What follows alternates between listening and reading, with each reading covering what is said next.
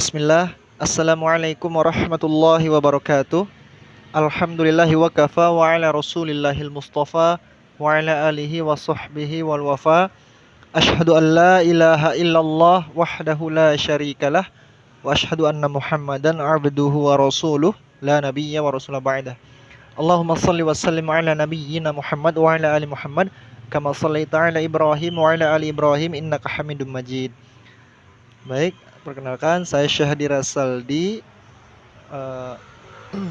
dari kelompok 1 bersama rekan saya Sania Salsabila.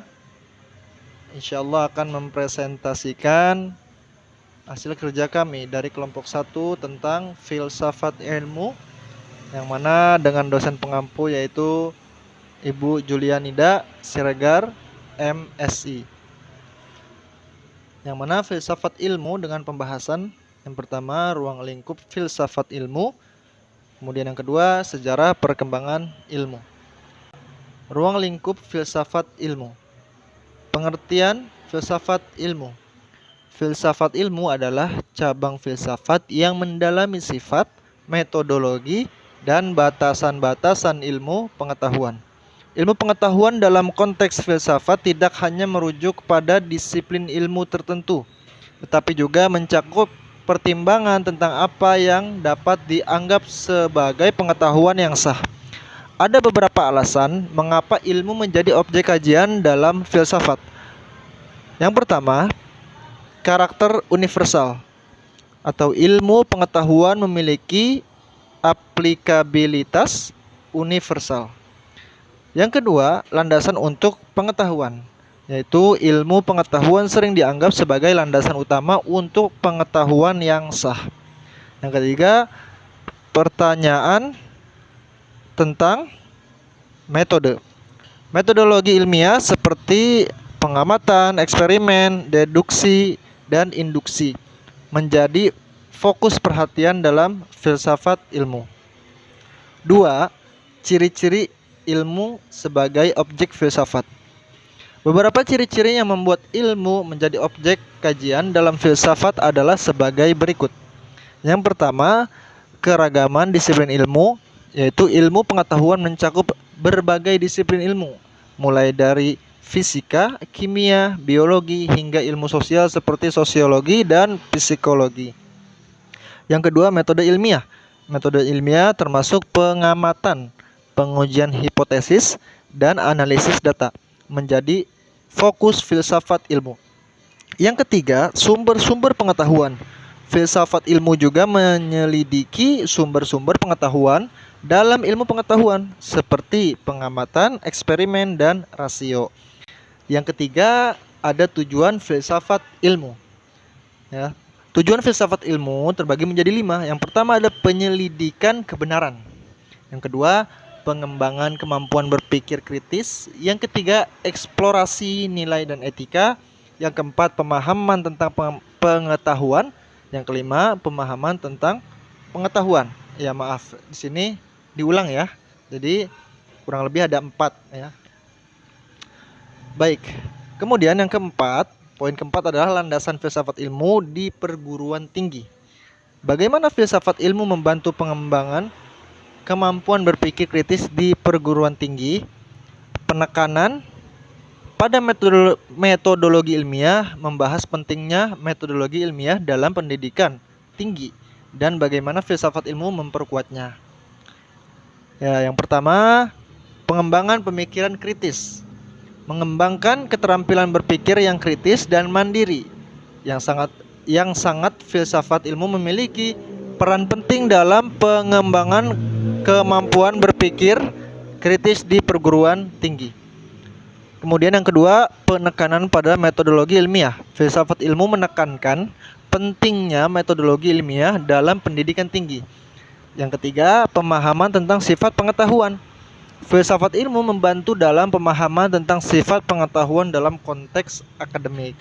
Ya, baik. Jadi itu adalah ruang lingkup filsafat ilmu.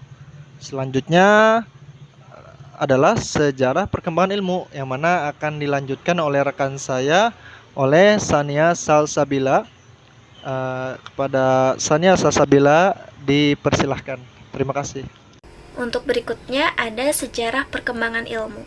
Ilmu pengetahuan merupakan salah satu aspek yang paling penting dalam perkembangan peradaban manusia. Nah, ilmu pengetahuan adalah usaha manusia untuk memahami alam semesta dan mengungkap rahasia-rahasia yang ada di dalamnya. Makalah ini akan menjelaskan perkembangan ilmu dari zaman Yunani kuno hingga zaman kontemporer, termasuk kontribusi besar dalam peradaban Islam, Renaissance, dan masa modern. Kami juga akan membahas perkembangan ilmu dalam era postmodernisme. Nah, yang pertama ada perkembangan ilmu pada zaman Yunani kuno. Perkembangan ilmu pada zaman Yunani kuno menciptakan landasan penting bagi ilmu pengetahuan selanjutnya. Para ilmuwan Yunani kuno tidak hanya menjawab pertanyaan-pertanyaan tentang alam semesta, tetapi juga mengembangkan metode ilmiah yang menjadi landasan bagi metode ilmiah modern. Kontribusi mereka dalam matematika, fisika, kedokteran, dan filsafat terus mempengaruhi ilmu pengetahuan hingga saat ini. Yang kedua, ada perkembangan ilmu dalam Islam. Perkembangan ilmu dalam Islam adalah salah satu bab terpenting dalam sejarah perkembangan ilmu pengetahuan dunia.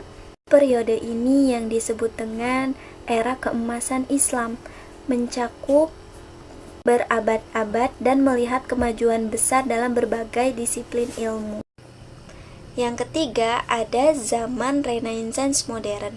Zaman Renaissance modern adalah periode penting dalam perkembangan ilmu pengetahuan, karena menggabungkan pemulihan pengetahuan klasik dengan kemajuan ilmu pengetahuan dan pemikiran kritis. Hal ini membentuk dasar bagi ilmu pengetahuan modern dan memberikan kontribusi besar dalam perubahan cara kita memahami dunia. Lalu yang keempat ada perkembangan ilmu zaman kontemporer. Perkembangan ilmu zaman kontemporer adalah periode yang penuh inovasi dan perkembangan ilmu dalam berbagai bidang. Kemajuan teknologi, penelitian ilmiah, dan pemikiran kritis telah membawa perubahan yang signifikan dalam cara kita memahami dunia dan mengatasi tantangan global. Nah, masa depan perkembangan ilmu pengetahuan tampak cerah dengan potensi solusi untuk masalah kompleks di dunia saat ini. Yang terakhir atau yang kelima adalah perkembangan ilmu di postmodernisme. Era postmodernisme adalah periode dalam perkembangan ilmu dan pemikiran yang menantang paradigma ilmu modern yang rasional dan objektif. Postmodernisme telah menghadirkan tantangan dan peluang bagi perkembangan ilmu pengetahuan. Sementara paradigma postmodernisme telah mempertanyakan asumsi-asumsi dasar pemikiran modern. Mereka juga telah mendorong pemikiran kritis, penelitian interdisipliner, dan pemahaman yang lebih mendalam tentang keragaman budaya dan pandangan dunia. Cukup sekian presentasi dari kelompok kami. Mohon maaf apabila terdapat kekurangan dan semoga videonya bermanfaat. Wassalamualaikum warahmatullahi wabarakatuh.